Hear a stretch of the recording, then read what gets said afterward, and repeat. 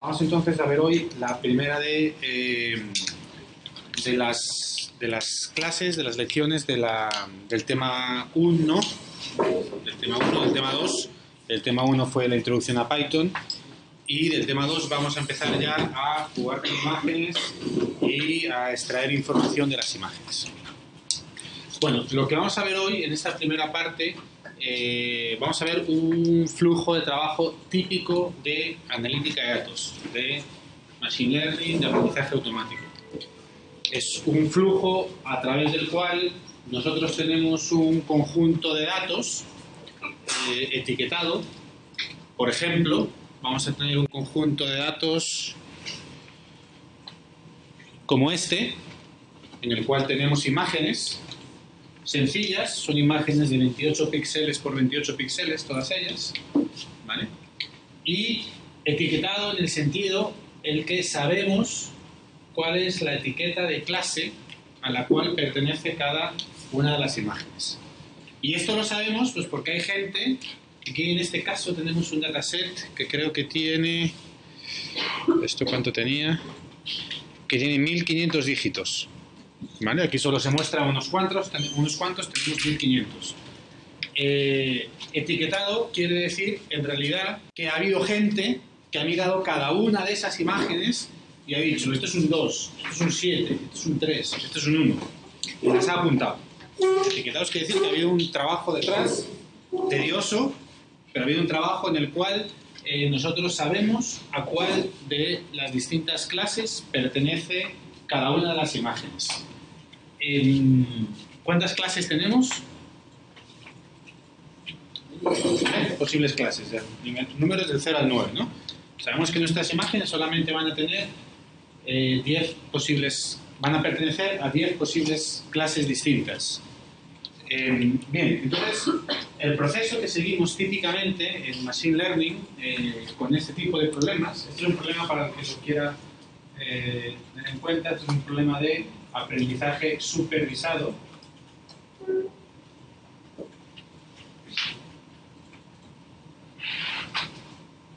Y supervisado porque sabemos a qué clase pertenece cada imagen. ¿Okay? Si no lo supiéramos, como pasa en muchos casos, sería un aprendizaje no supervisado y entonces hay otras técnicas, otras cosas que no puedo hacer, ¿no? Pero bueno, vamos a suponer que estamos en un caso de aprendizaje supervisado. Otro caso de aprendizaje supervisado es cuando nos dan, por ejemplo, en un contexto médico, nos dan datos de pacientes y queremos crear un modelo que sea capaz de predecir si un paciente tiene o no una cierta enfermedad. Datos etiquetados quiere decir que nos dan datos de los pacientes, no sé, datos clínicos, de análisis clínicos, demográficos del paciente, de cada uno de los pacientes, etc. Y además, etiquetados quiere decir que nos dan también la clase a la cual pertenece ese paciente. Es decir, tiene o no tiene la enfermedad ese paciente. Y esto los médicos o quien sea que haya hecho ese dataset lo sabrá, pues por distintas razones, porque luego se han hecho otros test y tenía la enfermedad, porque se le ha hecho una biopsia a lo mejor y tenía la enfermedad, o por cualquier otro método, ¿no? Entonces, bueno, la idea es que nosotros partimos de un conjunto de datos que están anotados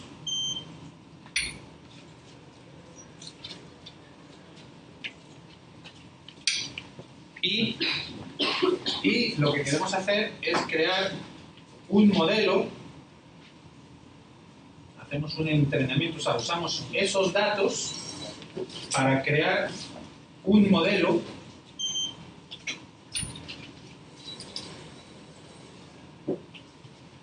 y ese modelo, cuando me vengan datos no etiquetados, es decir, cuando me vengan pacientes nuevos o cuando me vengan imágenes nuevas de las cuales no ha habido una persona que manualmente ha decidido que a qué pertenece, es decir, cuando me vengan datos nuevos,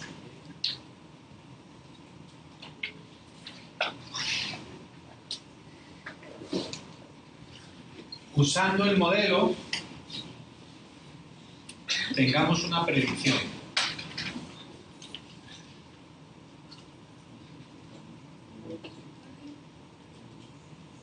Es decir, cuando tengamos datos nuevos, cuando tengamos nuevos números, de esta manera, el modelo no va a saber a qué clase pertenece, no va a tener esta información de aquí arriba y va a emitir una predicción. ¿Sí? Ese es el flujo de trabajo. Usamos los datos anotados que tenemos para crear un modelo. No vamos a entrar en este curso en las tripas de cómo se crean estos modelos. Por ahora vamos a asumir que es una caja negra. Le damos datos por un lado y por el otro lado nos saca un modelo. Hay muchos algoritmos para hacer esto. Están los support vector machines, están las redes neuronales, están los árboles de decisión. En fin, hay un montón de modelos, de algoritmos distintos para generar estos modelos. Y unos algoritmos funcionarán mejor que otros en distintos casos. ¿Ok? Pero no nos vamos a meter en las tripas de esto. Cuando saco la lectiva de Inteligencia Artificial 2, que es muy basada en Machine Learning, nos metemos en las tripas de estas cosas. Pero por ahora no. Por ahora no lo vamos a hacer. Vamos a suponer que hay un proceso en el cual nosotros le damos unos datos anotados y se genera un modelo que tiene la capacidad de que cuando le damos datos nuevos, emite una predicción.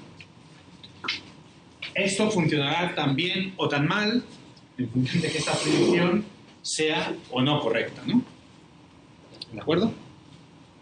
Bien, en este caso nosotros tenemos del orden de, ¿cuánto era? Como 1500, tenemos 1500 imágenes etiquetadas.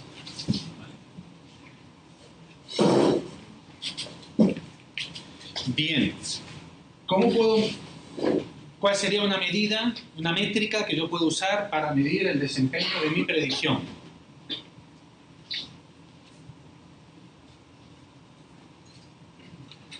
Mi predicción por cada dato nuevo que le llega va a decir, suponemos que esto no lo tengo, esta línea de arriba, y él va a decir, esto es un 2, esto es un 7. Él va a decir, esto es un 2, o se equivoca. Esto es un 1, esto es un 9. ¿Okay? ¿Qué puedo usar yo para medir ese nivel de desempeño? Sí, el porcentaje de acierto, ¿no?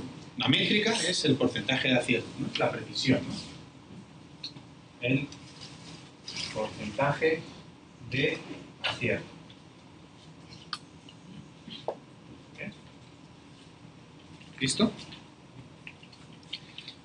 Si este modelo le asignara, este modelo se supone que, bueno, ha analizado estos datos con más o con menos trabajo y ha generado una cierta lógica que es capaz de emitir predicciones.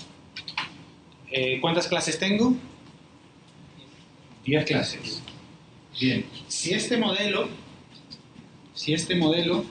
emitiera una predicción aleatoria, es decir, no tuviera en cuenta estos datos anotados y saca un número aleatorio entre 1 y 10 y le asigna ese número aleatorio como si fuera su predicción. ¿Vale?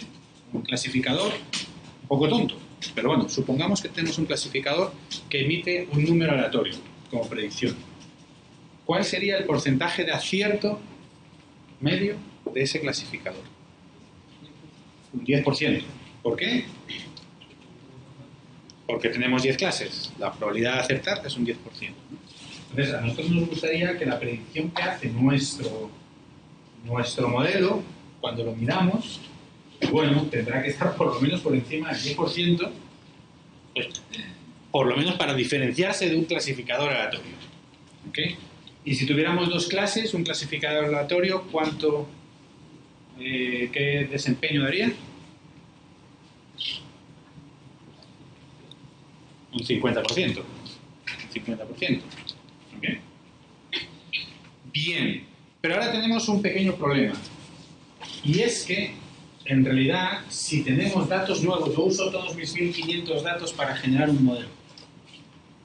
Esos son todos los datos anotados que tengo. No tengo más datos anotados. Cuando me vengan datos nuevos, yo voy a emitir predicciones. ¿Cómo sé yo si estos datos nuevos que me vienen, que no tienen etiqueta, cómo sé yo si él está aceptando o no?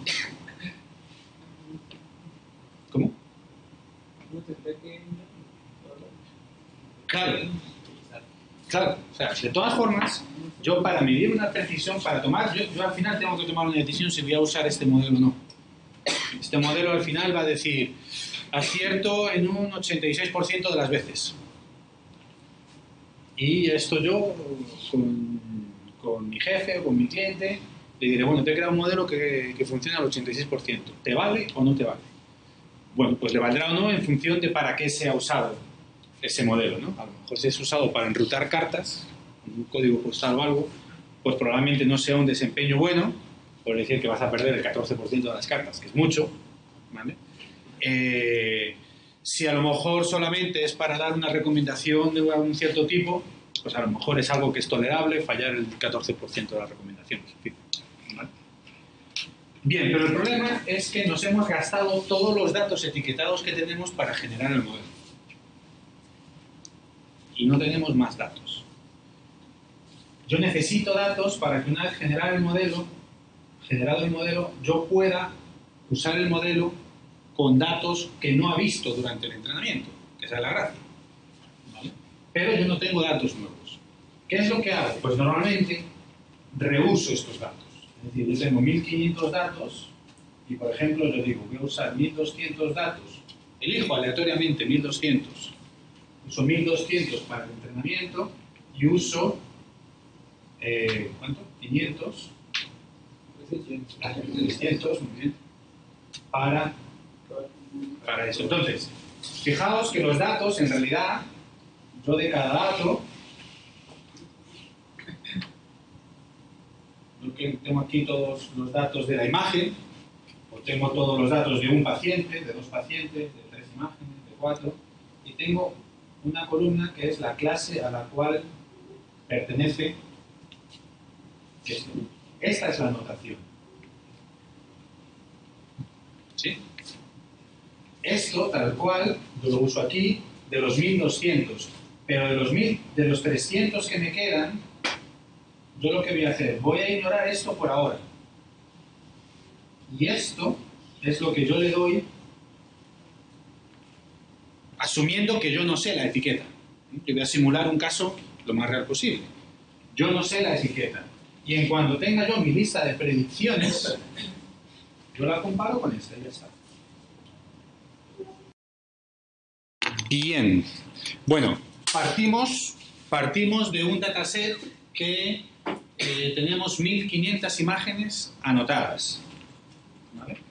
Ese dataset nos lo dan en un archivo de texto todo rupestre, separado por comas.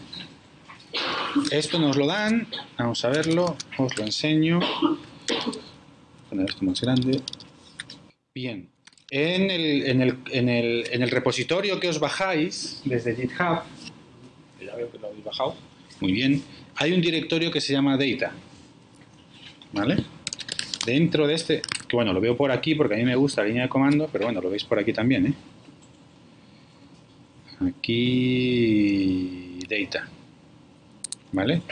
Y fijaos que hay un ficherito que se llama MNIST 1.5K. Este dataset de dígitos es un dataset clásico que se usa en inteligencia artificial para que la gente compare los algoritmos que van haciendo. Entonces alguien desarrolla un algoritmo nuevo y lo compara contra MNIST. Y a mí me da no sé cuánto. Es mejor o peor de lo que hace el resto de la gente. Hay muchos datasets que son más o menos estándares para medir el desempeño de los algoritmos que uno hace. Y este de dígitos, que se llama MNIST, es uno de ellos. MNIST en realidad tiene del orden de 60.000 dígitos. ¿Eh? Y todos etiquetados a mano, todos con un numerito. Hay un montón de gente ahí que le ha puesto el numerito a mano de cada uno de ellos. Yo lo que he hecho simplemente es extraer 1500. 1500 pues para que no fuera muy grande aquí el repositorio, en fin. ¿Vale? Bien, entonces es este fichero, que es un fichero separado por comas. Este fichero, como veis, tiene 1500 líneas. ¿Vale? Es el comando de Unix, word count, me dice cuántos bytes, palabras, cuántas líneas. ¿Vale? Y si miramos las tripas de este fichero, bueno, como las líneas son muy grandes, me aparecen aquí partidas. Bueno, importante. Estos son, para que os deis cuenta, estos son imágenes de 28 por 28 píxeles. ¿Okay? Quiere decir que una imagen tiene, cada imagen tiene 784 píxeles. Cada píxel tiene un valor de iluminación, que es entre 0 y 255. ¿Okay? Que representa la iluminación del píxel. Un 255 es la máxima iluminación, es decir, blanco, y un 0 es la mínima iluminación, es decir, 0. Es decir, negro. ¿Ok? Bien, entonces si veis el dataset, esto quiere decir que este, por ejemplo, serían todos ceros, todos ceros, todos ceros y algunos valores distintos de 0. Pero esta imagen, por ejemplo, los píxeles de esta imagen serían mayormente 0, excepto unos cuantos que tendrán valores, pues bueno, de 255 para, según el nivel de gris que sea. ¿Okay? Bien, entonces esta gente que ha hecho el dataset ha cogido cada línea de la imagen, ¿okay? Ha cogido cada línea de la imagen, es decir, de una matriz de 28 por 28, ha hecho un vector de 784 simplemente poniendo una línea detrás de la otra y conformando un vector. ¿Okay? El que lo hizo, pues en vez de poner ficheritos JPG distintos, todos separados, pues decidió linearizar la imagen simplemente para ponerla en el fichero y para que cada fila sea una imagen. ¿De acuerdo? De hecho, si veis el código, si veis este código lo que hace es leer el fichero y escoge algunas líneas aleatorias y las muestra, ¿no? Fijaos aquí como coge una imagen y le hace este reshape. ¿Os acordáis lo que hacía el reshape? ¿Sí? Cambiaba las dimensiones de una. Fijaos que este reshape lo que hace es llevarme de algo que tiene 784 a algo que tiene 28 por 28. Simplemente arregla las cosas. Del vector me vuelve a crear esto. ¿Okay?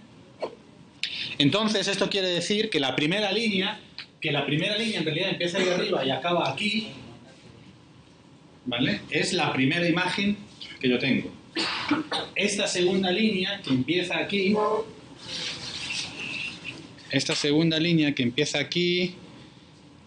y acaba acá, ¿ok? Es la segunda imagen, ¿vale? Y como veis, intuitivamente, claro, todos los píxeles linearizados, ¿vale? Intuitivamente veis que hay muchos ceros. Incluso hasta se ve, por ejemplo, esto no sé qué imagen será, pero esto debe ser la parte de abajo de la imagen, que es negro, menos negro, blanco, blanco, negro, negro, en fin, como se ve la luminosidad del trazado, de la última parte del trazado del número que sea. ¿Vale? Bueno, esto en realidad, este dataset en realidad, cada línea tiene 785 columnas, no 784. ¿Por qué será que tiene una columna más?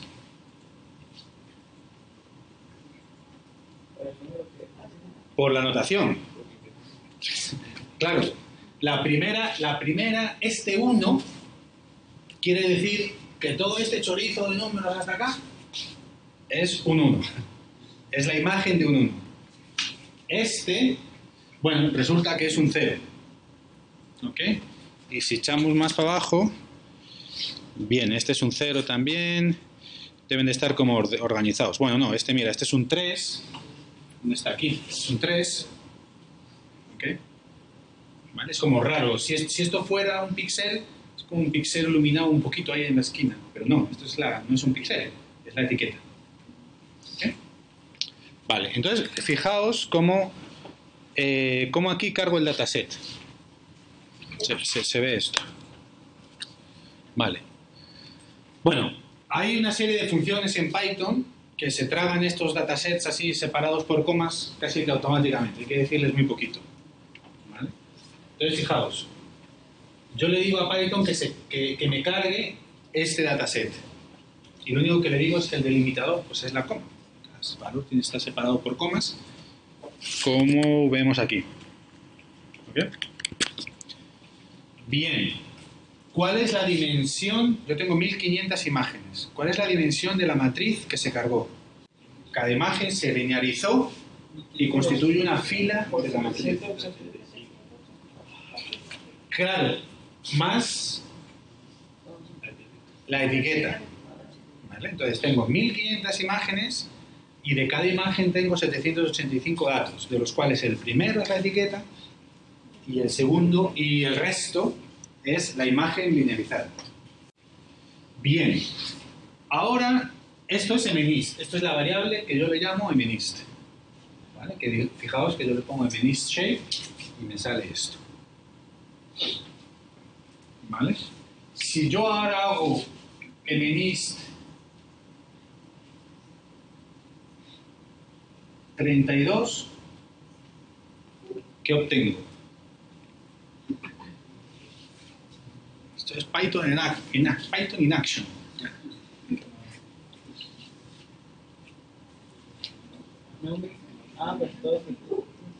Ok. Bueno, si yo le digo, por ejemplo, si yo le digo 3220, ¿qué obtengo? Un número. Ok.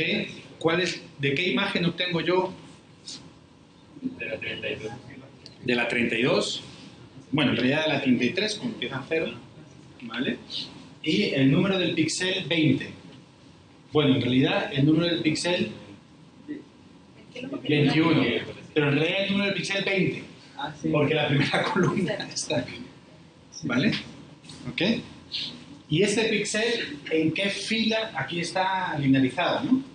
Es decir, este será el 20, el 32 y el 20 será este píxel.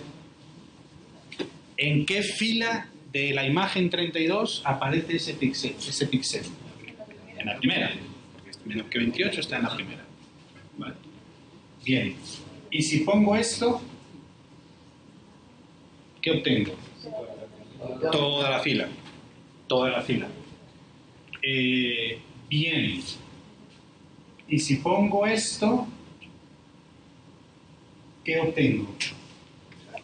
La primera columna. Entonces a mí me interesa en realidad separar esto de esto. Es lo que quiero hacer. ¿Vale? Entonces, ¿qué es lo que hago acá? Las clases es la primera columna de mnist. ¿Vale? Y los datos es el resto de la columna 1 para... ¿Qué? ¿Sí? Por eso, la dimensión... ¿Cuántas dimensiones tiene D? 2. ¿Y cuántos componentes en cada dimensión?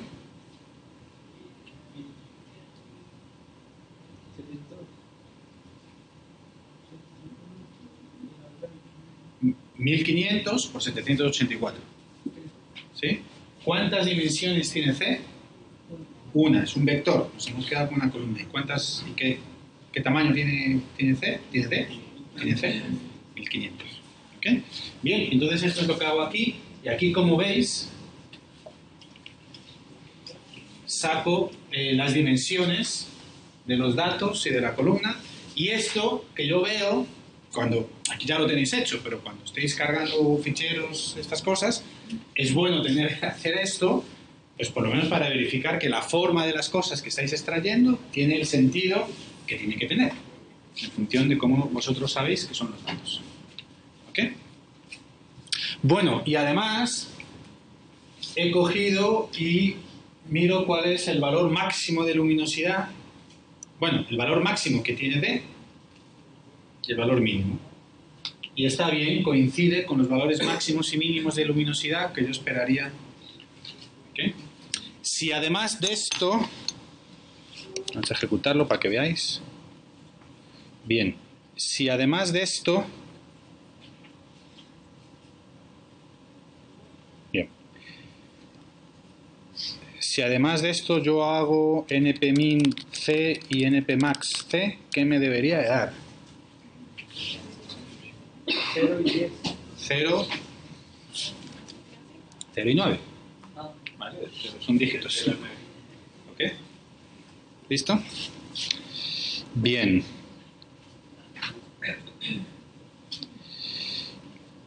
Vale. Fijaos que yo puedo coger una imagen cualquiera que sería una línea de D. ¿No? Yo cojo una línea de D, la 32, ya que estamos con el 32, no sé por qué, pero 32. ¿Vale? Yo cojo una línea de D. IMG Shape. Bien, tiene sentido. Le voy a decir que me la deslinearice, si es que ese término existe. Que me la vuelva a convertir en 28 por 28, ¿no? Esto creo que es así. Bueno, listo. ¿Vale? Ok. 28 por 28. Ya la tengo en la formita que quiero. Y ahora le voy a decir que me lo muestre.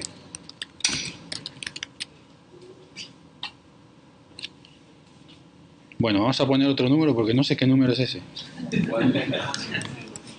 Vale, este ya parece algo. ¿Ok? Bueno. Pregunta, y así vamos viendo cosas de la siguiente lección un poquito. Pregunta, si estos son valores entre 0 y... O sea, cada píxel son valores entre 0 y 255. Bueno, vamos a hacer una cosa primero, que lo tengo aquí. Vamos a decirle que nos muestre mejor, porque aquí en realidad son 28 por 28, pero el tipo hace como un cierto suavizado, ¿no es? ¿Vale? Vamos a decirle que me muestre los píxeles tal cuales, así crudos. ¿Vale? Ahora sí. Esos son los píxeles. Sin esa opción, el tipo lo que hacía era, me hacía un suavizado. Ahora ya sí estoy viendo los 28 por 28. ¿Vale? Entonces, pregunta. Si estos son valores de luminosidad, ¿veis, no? 28 por 28. Si estos son valores de luminosidad entre 0 y 255, lo que tengo en realidad es una imagen de escala de grises o una imagen de color. De escala de grises. De color no. Porque ¿cuántos, para representar el color de un píxel, cuántos números necesito? 3. ¿Vale? Según sea la convención. RGB, en fin, lo que sea. ¿Vale? Pero yo solo tengo uno. O sea, mis imágenes, por naturaleza, son de escala de grises. Que de hecho, aquí sí se ven como imágenes de escala de grises. ¿Vale? Entonces, ¿por qué carajo veo yo colores aquí?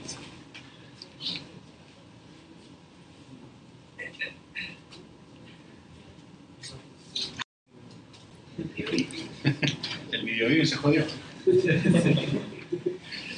Pero como que cuando quiere, ¿no? Bueno, a ver. En realidad, una cosa es el contenido de luminosidad del píxel y otra cosa es la semántica o el significado que nosotros le damos a ese píxel.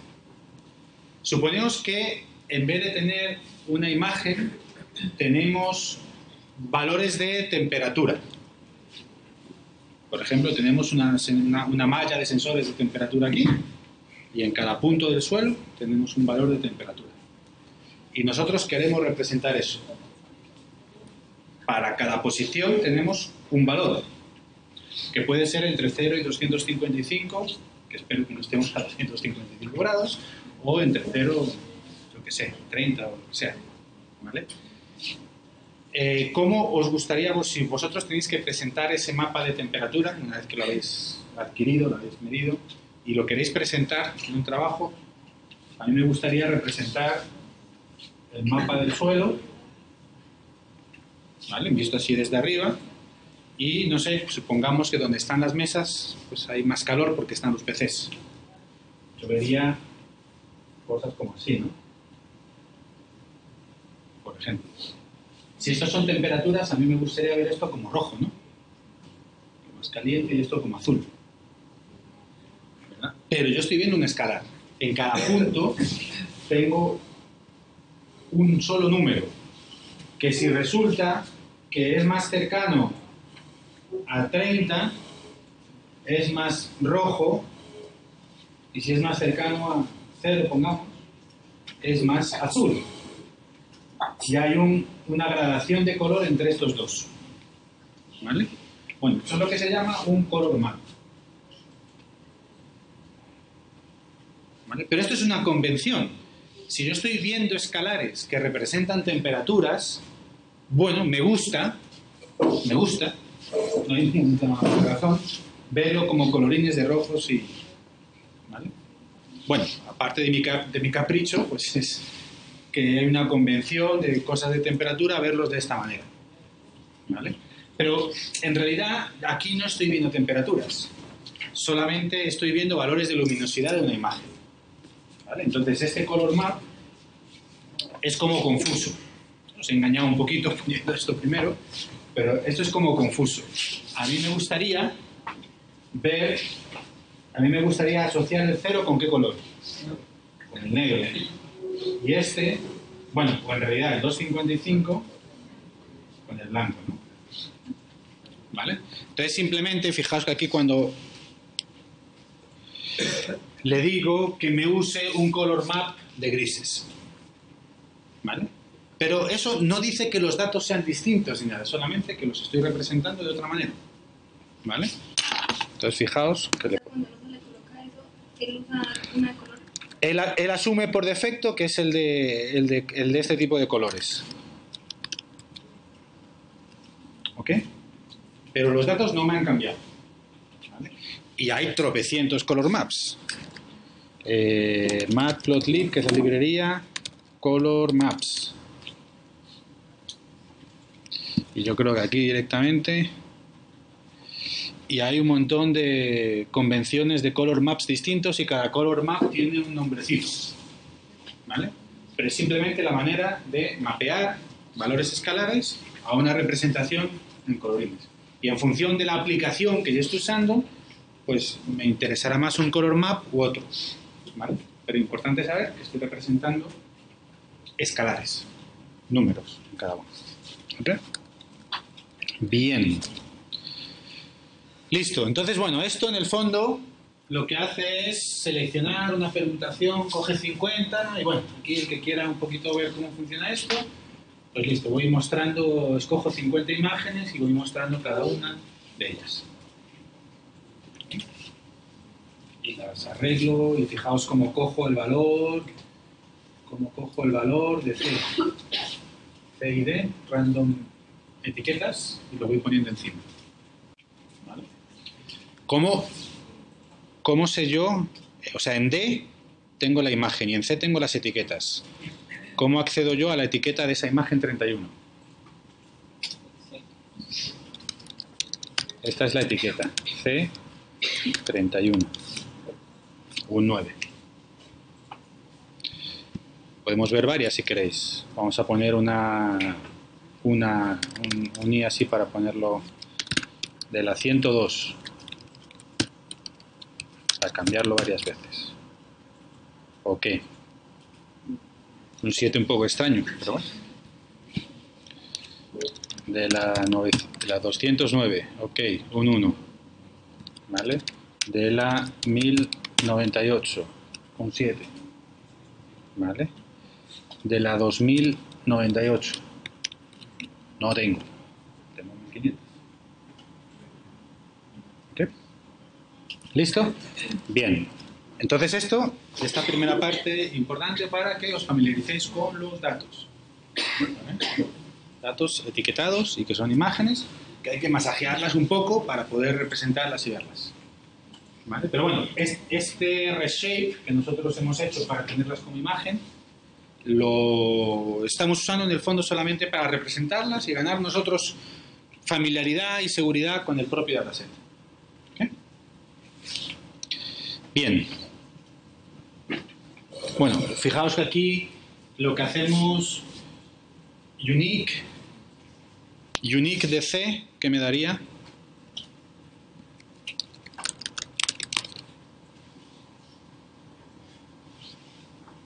Para que adivinéis, hay un poquito de intuición.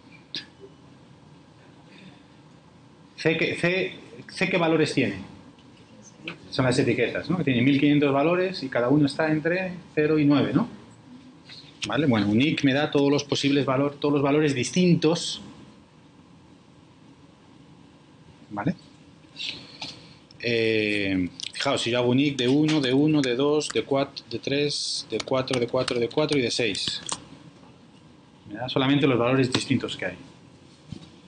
Al hacer el unique de C me da todos los valores distintos. ¿Vale? De hecho, si hago esto, le estoy preguntando cuántos valores distintos hay en C. ¿Sí? Y si hago esto, le estoy preguntando cuántos valores distintos hay en D. ¿Cuántos valores distintos debe de haber en D? Los 56. Podría haber habido menos, ¿eh? O sea, a lo mejor algún valor de gris corresponde que no hay en ninguna imagen.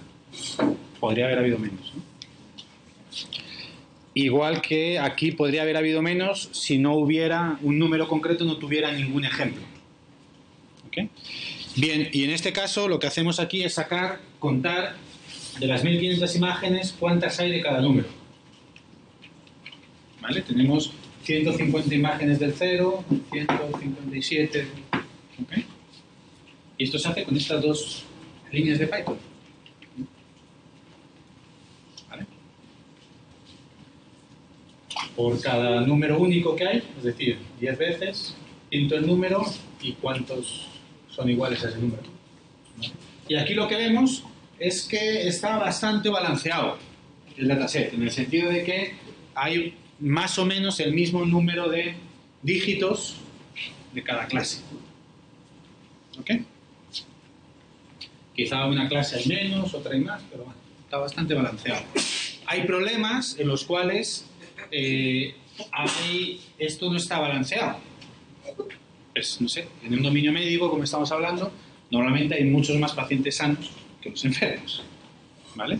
Entonces, bueno, cuando tenemos ese tipo de problemas, bueno, eso a veces es problemático porque estos algoritmos no funcionan del todo bien.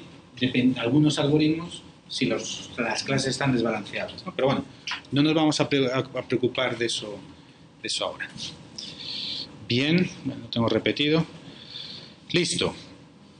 Entonces, bueno, vamos a empezar a hacer todo esto que tenía yo aquí. Entonces, primero, tenemos 1500 dígitos. 1500 datos. Vamos primero a partirlos para tener 1200 de train y 1200 de test. Lo vamos a llamar. ¿Vale?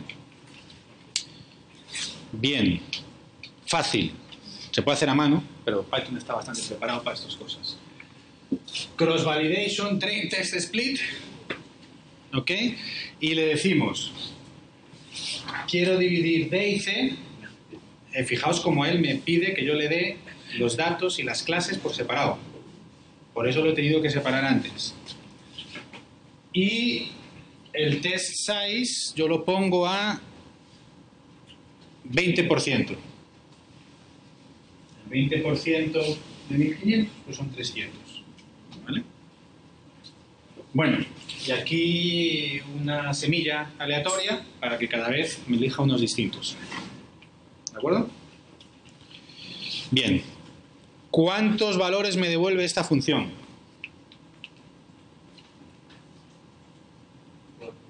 4 valores. Es decir, tanto el C como el D me lo está dividiendo en train y test. Por tanto, el D de train, ¿qué dimensiones debe de tener?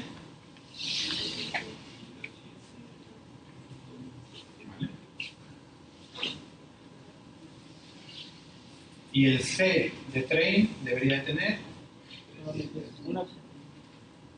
1200.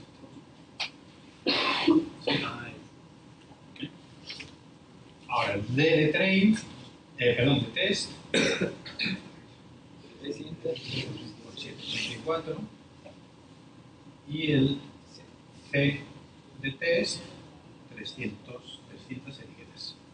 ¿Vale? Fijaos que cada vez que lo llamamos, él dice, bueno, este para train, este para train, este para test, este para test. Lo vuelvo a llamar otra vez. El tipo dirá este para train, este para test, este para train. ¿Vale? La dirección, cada vez que yo llamo a esta función, es aleatoria. Pero ya tengo 4 estructuras. Fijaos que estas dos yo las voy a usar para crear el modelo y estas dos yo las voy a usar para testear el modelo. ¿Vale? Es decir, esto es lo que él no va a ver durante el entrenamiento y esto es lo que yo le voy a decir que me prediga las clases y me las compare con las que son de verdad. ¿Ok? Bien. Muy fácil. Vamos a hacerlo pasito a pasito. Vamos a hacerlo pasito a pasito.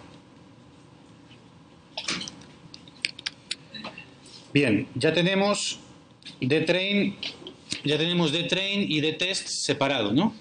Voy a usar un algoritmo que es un naive Bayes.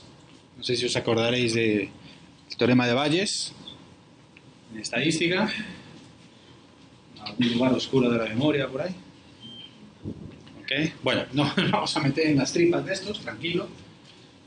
Lo que vamos a usarlo es en plan caja negra. Es decir,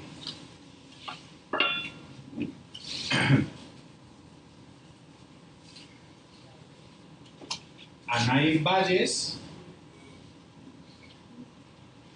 le vamos a pasar dtrain y ctrain.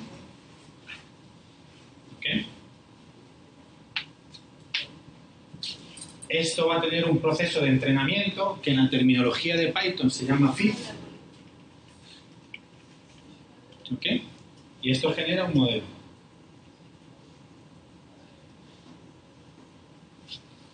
Al modelo luego le vamos a pasar ¿qué? Para que haga predicciones. De test. Y que me haga predicciones. ¿Cómo le llamo? Bueno, lo podemos llamar predict test. Y esto es lo que yo comparo con ctest. Tampoco nada me impide llamarlo esto con train y ver qué predicciones hace en train y compararlo con las etiquetas. Que eso se hace, lo vamos a hacer, y a veces comparar este tipo de desempeños me da pistas para cómo seguir mejorando, ¿no? El desempeño. Pero bueno, a mí lo que me interesa en realidad es esto, ¿vale? Porque si yo solamente midiera el desempeño con los datos de entrenamiento, bueno, el entrenamiento lo tiene muy fácil, se aprende todos los datos de memoria y ya está. ¿Vale? Y siempre va a dar bien. ¿Okay? Pero bueno, lo que me interesa en realidad es esto, que es, de alguna manera, yo estoy midiendo la capacidad de generalización del algoritmo. ¿Qué tal funciona con datos que no ha visto durante el entrenamiento? Vale, muy fácil. Creamos un objeto Gaussian NB. ¿Ok? Este es un objeto que tiene todos estos métodos por aquí. NB fit de train ctrain. Ya lo he entrenado. El naive Bayes es súper rápido. Ya está, ya he generado un modelo. ¿Ok? Que el modelo pues tiene variables, tiene cosas, tiene lógica. Esto, como veis, es un objeto de Python. Él cuando ha hecho el fit, dentro del objeto de Python, ahí en las tripas, el tipo ha guardado los parámetros que él ha calculado. Ese es un modelo. ¿Vale? Y ahora, lo que le decimos es que mis predicciones de test es el modelo me predice sobre los datos de test. ¿Ok? Este es este paso. ¿Se ve? Fácil. ¿Qué tamaño debe de tener predict test?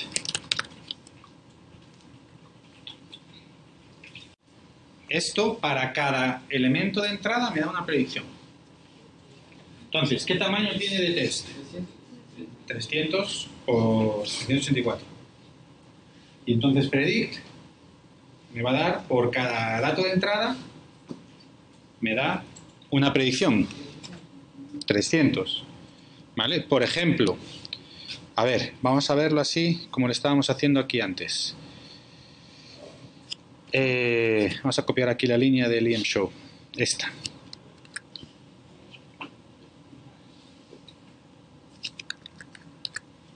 Bien, vamos a coger de test el primero de test y lo mostramos. Reshape.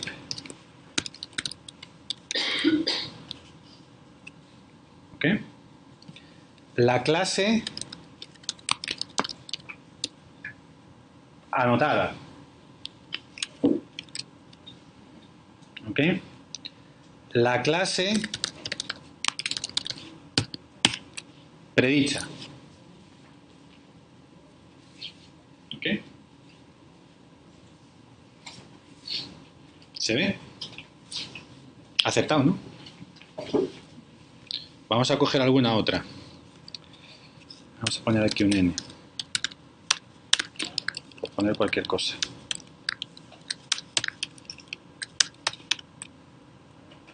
Esta también. Esta no la ha acertado. Esta la confundió con un 9. ¿Ok?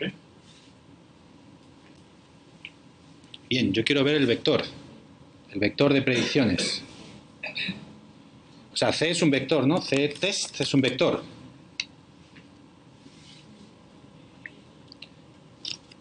Predict test es otro vector del mismo tamaño. ¿Vale? Si yo hago... ¿Qué me da? Esto lo vimos en lo de Python. Me da un... ¿Cuántos booleanos me dan? 300. Elemento a elemento compara. Los que haya acertado me los pone a true y los que haya fallado me los pone a false. ¿Cuántos ha acertado? ¿Cuántos ha acertado? 181. Ha acertado. ¿Okay? De 300. Saquemos el porcentaje. Pero hagámoslo elegante. ctest.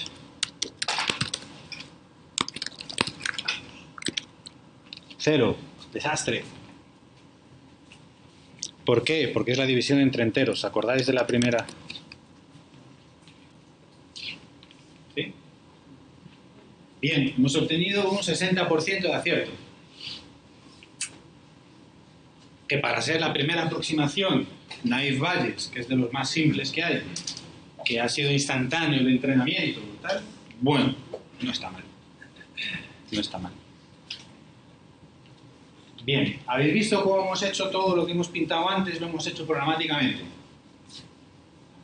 Una cosa importante de todas estas clases es que veáis cómo lo que uno se cranea en el papel lo lleva a la implementación. Ese viaje hay que tenerlo consciente, que es lo que uno hace, ¿no? Bien, hagamos otra cosa. Bueno, vamos a cargarnos esto, ya tenemos bastante confianza en que conocemos el dataset. Bien, vamos a volver a hacer el split, vamos a volver a entrenar, vamos a volver a predecir y vamos a volver a medir el desempeño. ¿Por qué ha salido distinto ahora? Claro, esta selección ha sido un poco distinta, ¿verdad? De hecho, en realidad a mí me gustaría tener una cuestión un poco más robusta Si yo en un momento dado tengo que decirle a mi jefe, bueno, el desempeño de mi método es este, ¿qué le digo? ¿Le diréis 60? ¿Le diréis 56?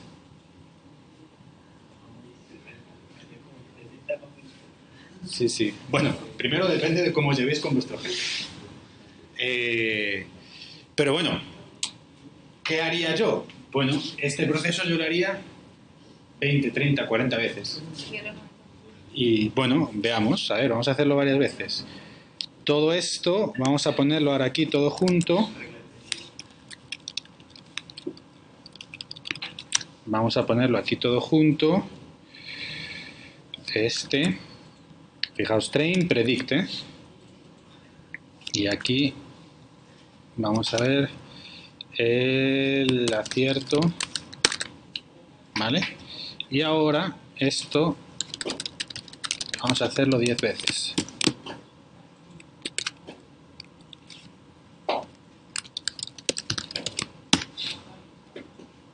Ok.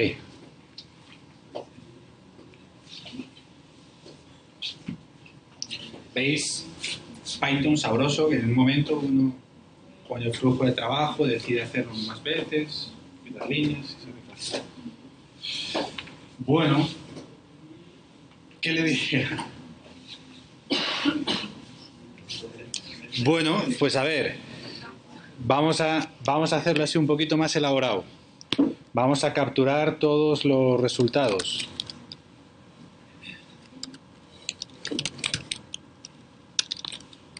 Vamos a capturar todos los resultados.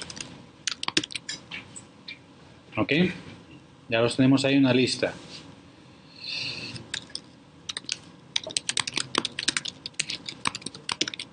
Ok. Tengo una media de un 61% y una desviación estándar de 0,02. Ok. La desviación estándar, 0,02, es sobre este dígito, ¿no? Aquí yo podría hacer un análisis estadístico un poquito más exhaustivo. ¿Os acordáis de los análisis, los valores P, los intervalos de confianza que se tienen en estadística? ¿Os acordáis de eso? Bueno, yo podría hacer, yo como tengo un montón de muestras, yo podría hacer un intervalo de confianza. Pero así yo podría más o menos decirle, bueno, esto va a estar entre 0,58 y 0,64. Y tengo un poco más de seguridad que si hubiera visto solamente el primer resultado, que era de 60, o el segundo, que era de 56. ¿Vale? Entonces, fijaos que lo que estamos haciendo es muestreando muchas veces un dataset de train y probando muchas veces.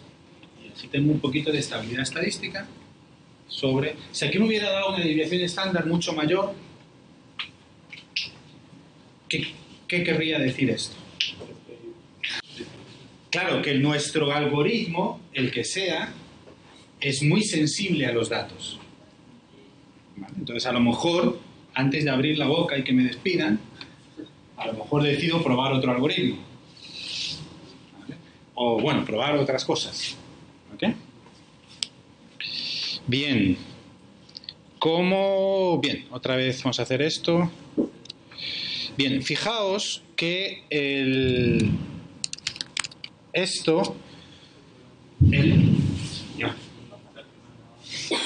propio método, el propio algoritmo es el que tiene el método fit, que es el que tiene el entrenamiento.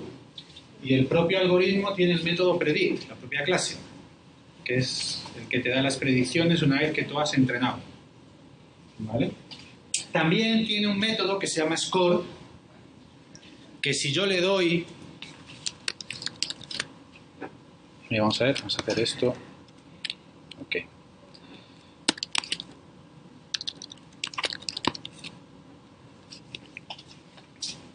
En este caso, el score que tiene definido por defecto este algoritmo es la propia precisión.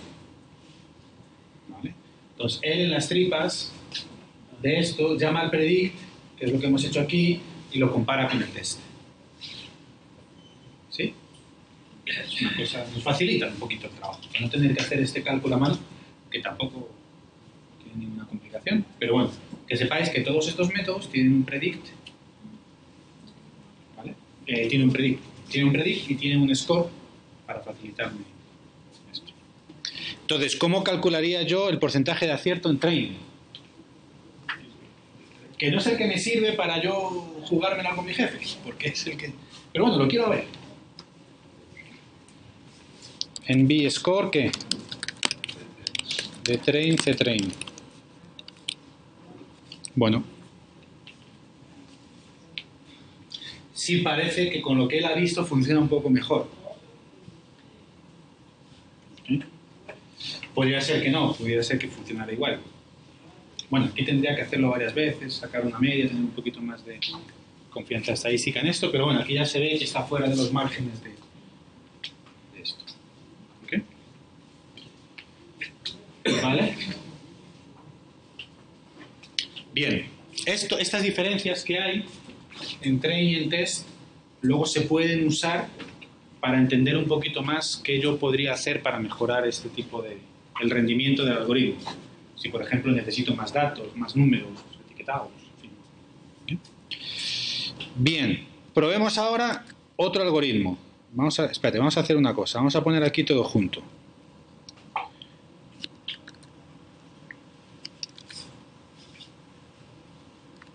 Bueno, por poner ambos, ¿no?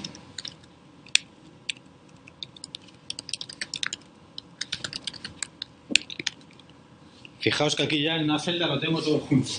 Entrenar el modelo y predecir, medir su desempeño en test y en training. ¿Okay? ¿Vale? Bueno. Listo. Vamos a usar ahora otro modelo, otro algoritmo. Un árbol de decisión. Es un algoritmo distinto. Bien. Decision Tree. Decision Tree Classifier. Y usamos el Decision Tree en vez del Naive Bayes.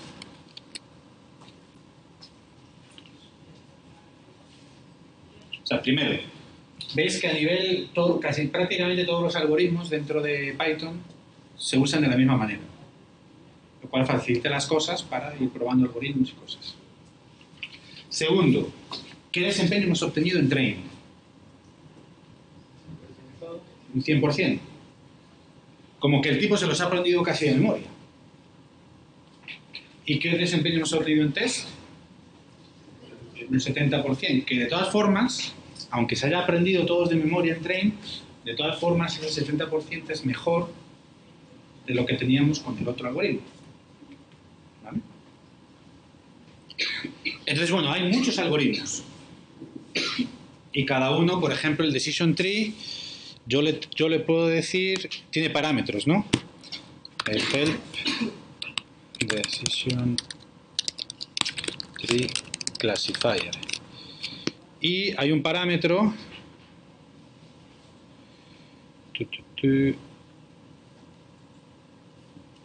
vamos a ver, ¿qué es este? Que es Max Depth. Esto lo que hace es un arbolito de decisión. Dice, si el primer píxel es más que la luminosidad es más que tal, si el segundo píxel es menos que tal, y lo construye un arbolito de decisión. Y entonces aquí yo le puedo decir cuál es la profundidad máxima a la que quiero que él haga su decisión. Si es más profundidad, pues puede ser más elaborada su decisión, y si es menos profundidad, será menos elaborada, ¿no? Entonces yo cuando creo el Decision Tree, aquí le puedo decir Max Depth igual a 32. Estoy hoy con el 32. Bueno, 32. Bueno, no cambia mucho, pero yo le puedo decir Max Depth 1. Bueno, le estoy quitando capacidad al algoritmo para que forme su lógica, para que construya su modelo por detrás. ¿Sí? Le estoy diciendo solamente que tome una decisión, seguramente será en función de un solo píxel. Y yo le puedo decir 2, 3... Según yo le voy dando capacidad al algoritmo, el algoritmo, pues como veis, va mejorando, ¿no? ¿Ok? Fijaos que aquí, cada vez que ejecuto, el tipo entrena, crea un modelo, crea predictos, hace muchas cosas por detrás. ¿Ok?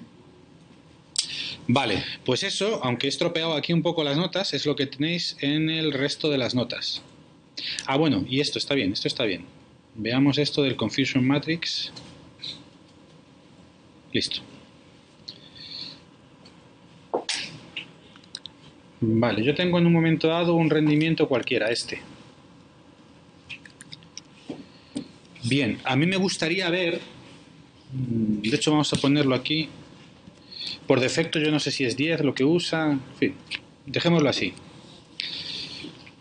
Bien, aquí hay un 67% de acierto, pero este 67% puede ser de muchas maneras. A lo mejor el tipo acertó todos los números al 67%, o a lo mejor acertó más números que otros. A mí me gustaría tener un poco más de detalle de cómo es este 67%. A lo mejor me di cuenta que el tipo siempre está fallando en los treses, yo qué sé. Entonces eso me permitiría a lo mejor pues hacer algún tipo de procesado que favorezca la distinción de los treces, no sé, de la imagen, clarearlo, no sé, cosas. Bien, entonces, la matriz de confusión, fijaos, Confusion Matrix, yo le voy a dar, lo vamos a hacer con train primero, que train que es prácticamente el 100%, y las predicciones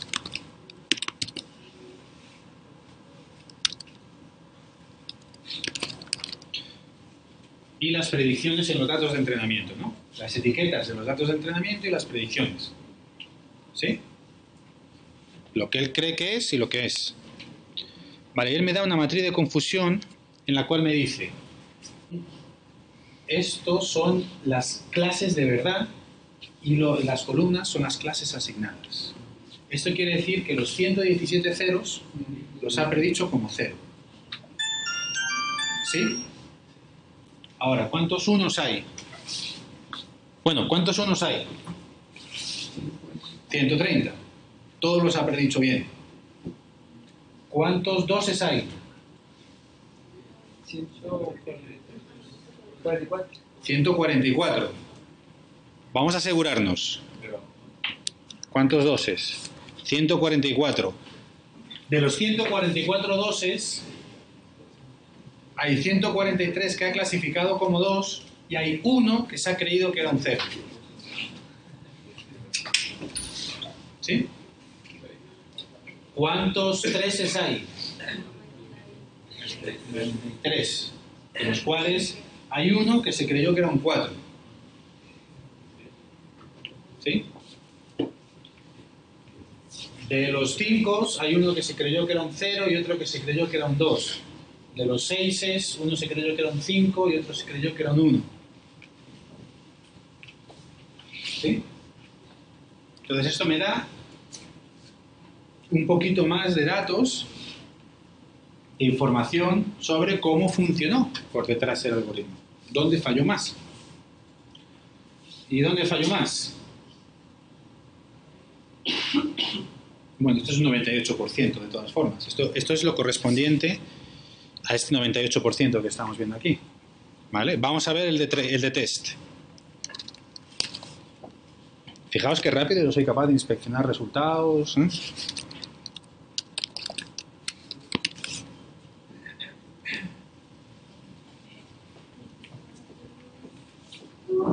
Bien. ¿Cuántos ceros hay en test? Bueno, 24, 25, 29, 30, 33. O sea, aquí ya vemos como está más... La diagonal sigue siendo importante. O sea, lo ideal sería una diagonal y el resto ceros, ¿no? Y aquí estamos viendo que hubo 1, 0, 1, 2, 3. Hubo un 0 que lo confundió con un 4. Hubo 4 ceros que lo confundió con un 5. Hubo un 0 que lo confundió con un 6. ¿Okay? Entonces aquí ya sí vemos que hay más fallos. Entonces, esta matriz corresponde con el 67% de acierto en test. ¿Sí? ¿Ok? Esto es lo que se llama la matriz de confusión. Entonces aquí, ¿cuál es el que más ha fallado? Así a ojo. Bueno.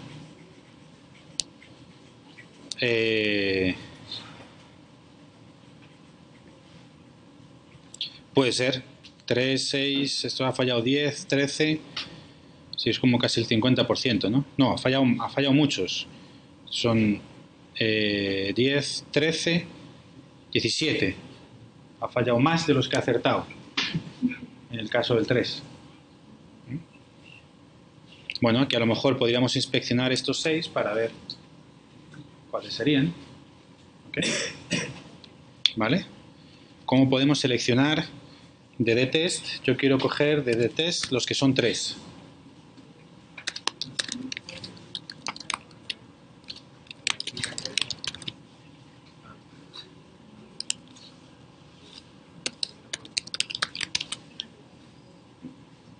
Hay 32.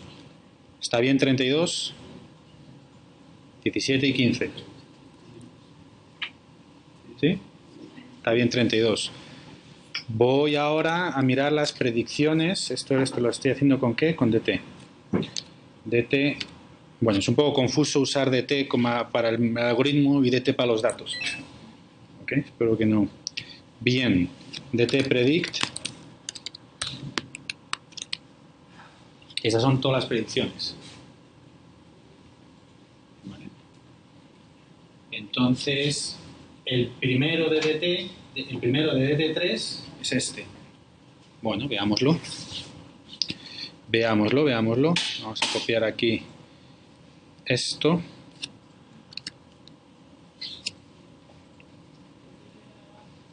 Entonces yo quiero ver de DT3, quiero ver el primero.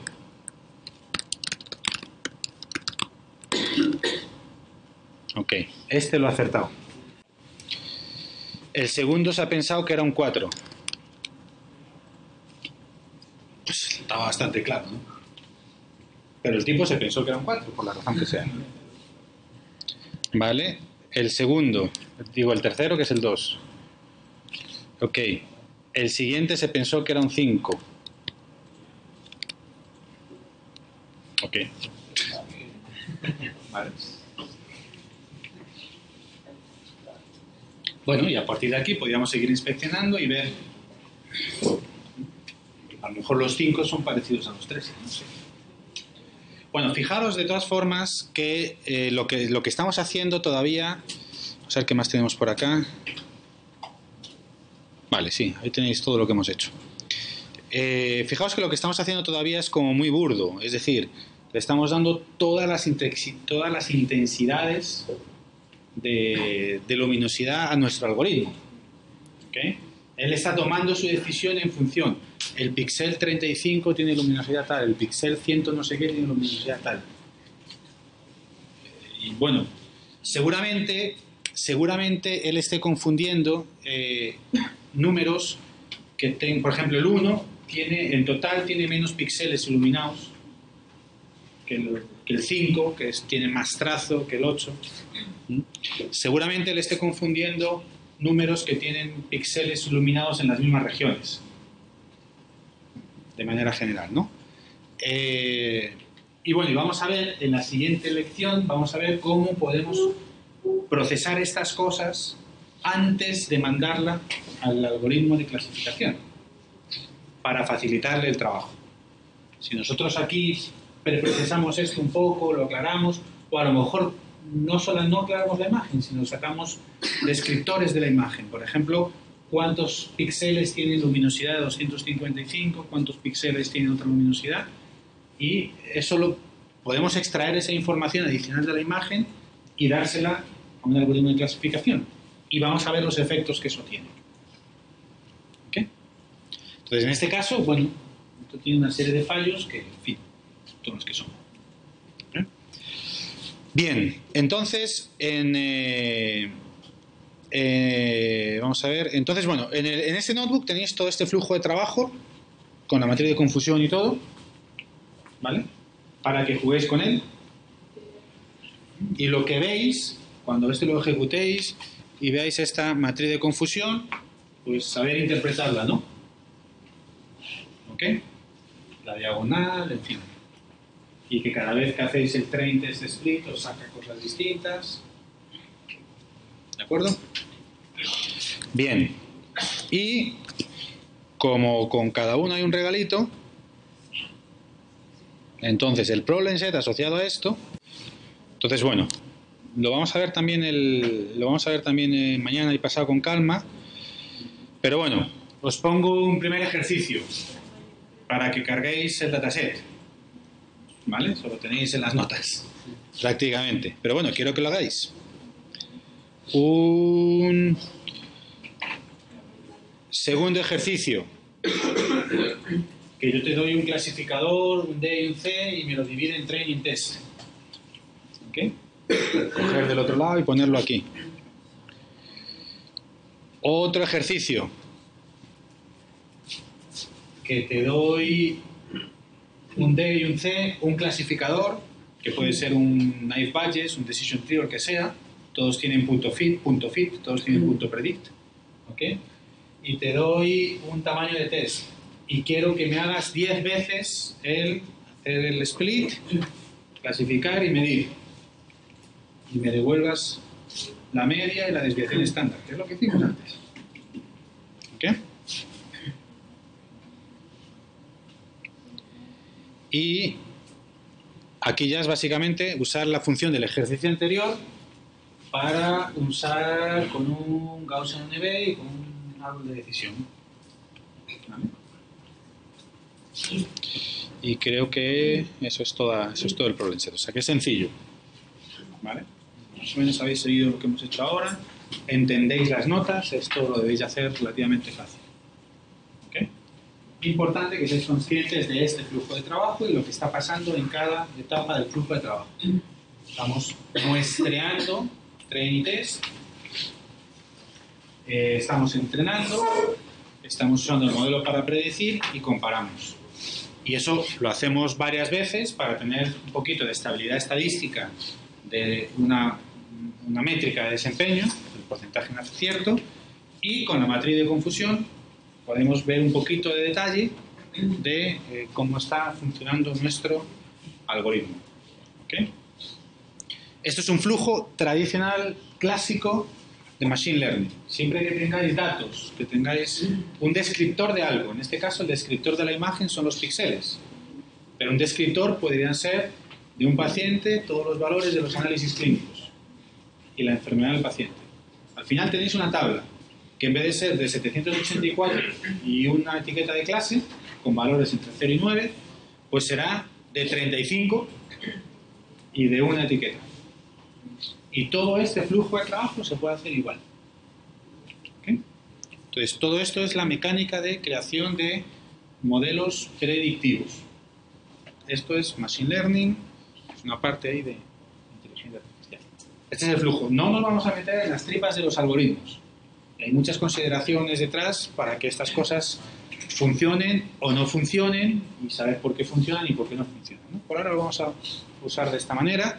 Y en las próximas 2 lecciones vamos a enfocarnos un poquito en el preprocesamiento que uno puede hacer a los datos, en este caso a las imágenes. Me interesa también que veáis esto en el contexto de los ejemplos que pusimos, de los vídeos que pusimos el primer día.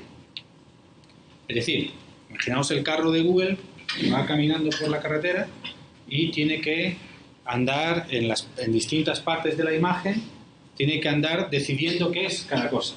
¿Os acordáis que mostraba una cajita roja que era un peatón, una cajita verde que era un carro, identificando las cosas? Eso es que el tipo secciona la imagen y tiene algo parecido por detrás que ya está entrenado, que es capaz de decir esta parte de la imagen es un carro, porque ha entrenado con millones de carros etiquetados previamente y ya las saben, pues han creado sus clasificadores con un nivel de confianza y desempeño que les vale para integrarlo en eso, ¿no? Entonces, esto es una partecita de todo eso que veíamos. Entonces, en el curso vamos a ver distintas partecitas de todo eso. Esta es una de ellas. ¿Listo? ¿Alguna pregunta? Bueno, pues hasta aquí hemos llegado hoy.